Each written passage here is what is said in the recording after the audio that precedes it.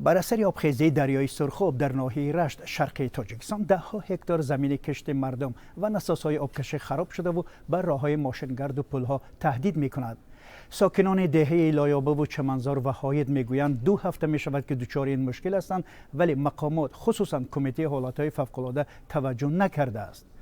زمین های دهقانی که آب شسته است به قول ساکنان دهات ساحل دریا دیگر به این زودی حاصل نمی‌دهند.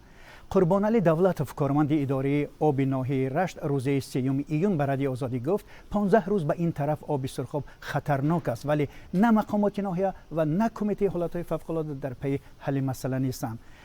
ضمناً وقتی که ما با کمیته حالاتهای فوق‌العاده در تماس شدیم گفتند که هنوز به بخش قبول معلومات ها از نواحی و شهرهای کمیته یعنی به سوادکه آنها همچنین معلوماتی از ناحیه رشت نرسیده است. ساکنان دههای ضرردیده رشت برای ما عکس ها و نوارهای ویدئویی از وضع دریای سرخاب فرستادند و همچنان که ما میبینیم آب دریا 10 هکتار زمین های کشت را خراب کرده است.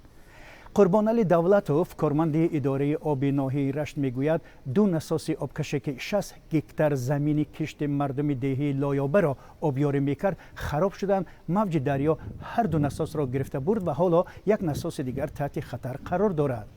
در هاید نیز وضعیت خطرناک است و 10 هکتار زمین را شسته است. اگر پیش راه این دریا گرفته نشود پلی میان رشت و نواباد خراب شد و روای مردم به مرکز ناحیه قطع می شود. کشور غفوروف یک ساکن دیگر دهه ساحل دریای سرخاب میگوید جریان آب از ساحل ها ریخته به دههای شهر سبز، دهقان آباد، چارباغ نیز ضرر رسانده است و اگر جریان آب به سمت دیگر روانه کرده نشود باز دههای دیگر و زمین های دهقانی ویران می شود. تا حال که ما صحبت می کنیم موج بلند آب ادامه دارد و گاه پست و بلند می شده است.